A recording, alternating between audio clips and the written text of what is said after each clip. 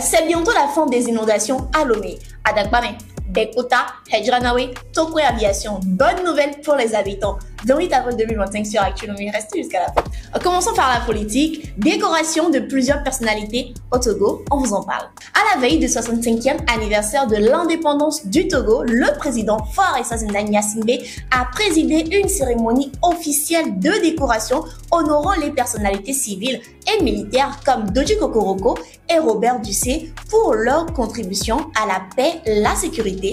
Caravane EID à Lomé, parlons de la nouvelle carte biométrique. Le 25 avril 2025, une caravane festive a parcouru Lomé pour sensibiliser la population sur la nouvelle carte biométrique EID lancée par l'État togolais avec l'appui de la Banque mondiale. L'objectif, encourager les Togolais à se préenregistrer pour bénéficier des services essentiels comme l'éducation et la santé. Les préinscriptions ont déjà commencé en ligne à l'aide d'un smartphone ou rendez-vous dans les centres UTB, YAS, Move à partir du 9 mai 2025 pour votre enregistrement.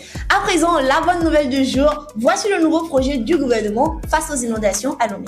Le gouvernement togolais a lancé le projet REN pour prévenir les inondations dans le Grand Lomé, utilisant une technologie de micro-tumelage innovante. Ce projet vise à améliorer l'assainissement urbain tout en contribuant à l'adaptation au changement climatique. L'initiative marque d'ailleurs une étape majeure vers la modernisation durable de l'environnement urbain à Lomé.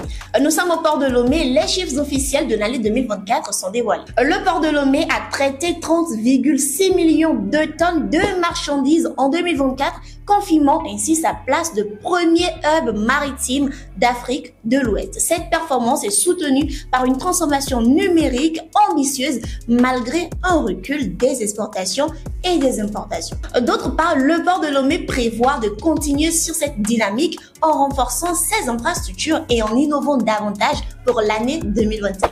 Et pour bien finir, nous allons clore en diplomatie. Crise Rwanda-RDC, l'ONU soutient officiellement la médiation du président Faure Gnassingbé.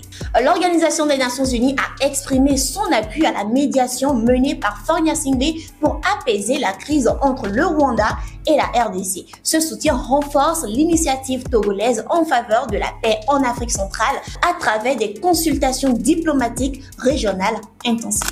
28 avril 2025 sur Actu Lomé. Merci à vous d'avoir suivi le survol de l'actualité. C'était Farida Dbinola pour vous. Lâchez-vous dans les commentaires et republiez maximum ce contenu. Au passage, si vous êtes particulier ou entreprise, n'hésitez surtout pas à nous contacter pour toutes vos collaborations. Actu Lomé.